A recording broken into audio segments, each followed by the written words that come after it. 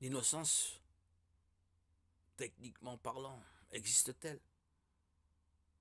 Selon la Bible, tous ont péché en effet et sont privés de la gloire de Dieu. Romains 3, 23.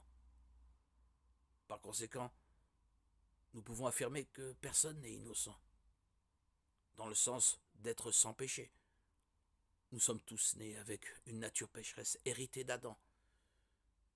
Et comme nous l'avons vu de nombreuses fois dans les Écritures, tout le monde souffre, que la souffrance soit ou non liée à un péché personnel spécifique. Les effets du péché imprègnent tout, le monde est déchu et toute la création en souffre. Romains 8, 22. Le plus déchirant dans tout cela est la souffrance d'un enfant.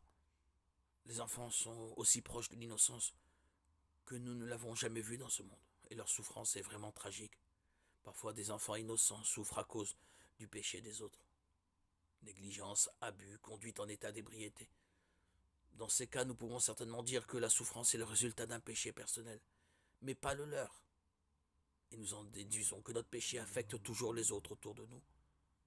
D'autres fois, des enfants innocents souffrent à cause de ce que certains pourraient appeler des actes de Dieu. Catastrophes naturelles, accidents, cancer infantile.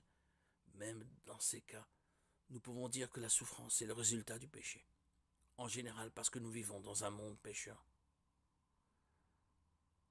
La bonne nouvelle est que Dieu ne nous a pas laissés ici pour souffrir inutilement. Oui, les innocents souffrent. Job 1, 2. Mais Dieu peut racheter cette souffrance. Notre Dieu aimant et miséricordieux a un plan parfait pour utiliser cette souffrance pour accomplir son triple objectif. Notre salut, premièrement. Car la souffrance, la douleur, permet de nettoyer nos péchés.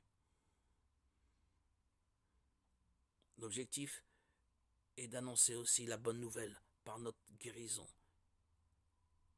et notre désir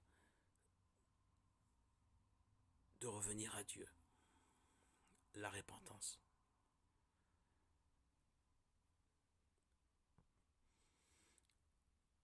Et en troisième objectif, on pourrait, par notre guérison, témoigner de la résurrection, de ce qu'a fait le Christ dans nos vies. Il nous a ressuscités pour nous ramener à la vie nouvelle, comme cela a été mon cas le jour de mon baptême il y a maintenant 5 ans, le 26 septembre 2019.